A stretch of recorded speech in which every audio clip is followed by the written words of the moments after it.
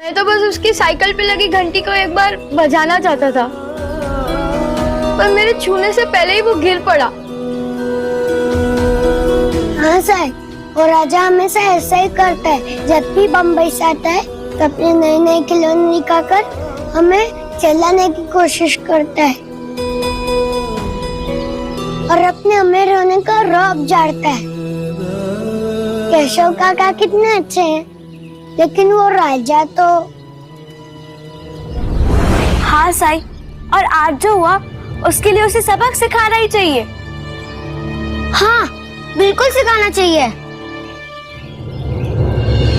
बच्चों, हम चाहे तो हर बात में दोष किसी और पे डाल सकते हैं, लेकिन पहले ये देखना जरूरी है कि हमसे कहां भूल हुई।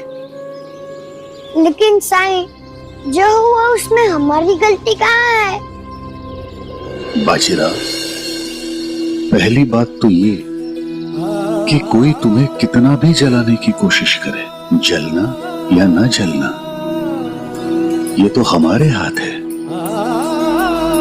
और बाजीराव, किसी और के खिलौने को देख के जलन किस लिए हो?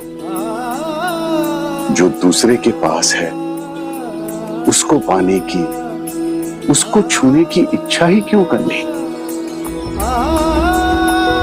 हमारे पास जो भी था उससे हम संतुष्ट थे, खुश थे,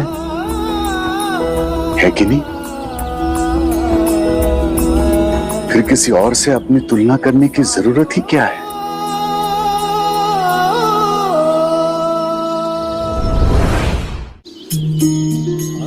रावण की भी यही समस्या थी। उसके पास इतना कुछ था,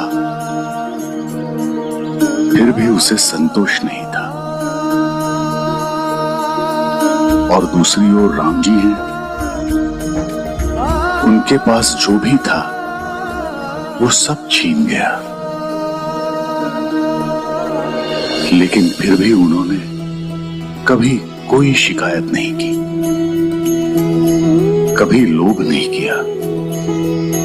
जो था उसी में संतुष्ट रहे वो। और जानते हो बच्चों, राम जी की एक और खास बात क्या थी? उन्होंने कभी किसी का अपमान नहीं किया, अपने दुश्मनों का भी नहीं,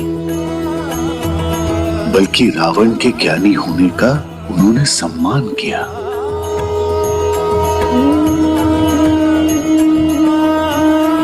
इसीलिए अगली बार जब प्रहलाद से मिलो तो उसकी अच्छाइयां देखो, उसको उसकी अच्छाइयों से अवगत कराओ और उसकी ओर दोस्ती का हाथ बढ़ाओ।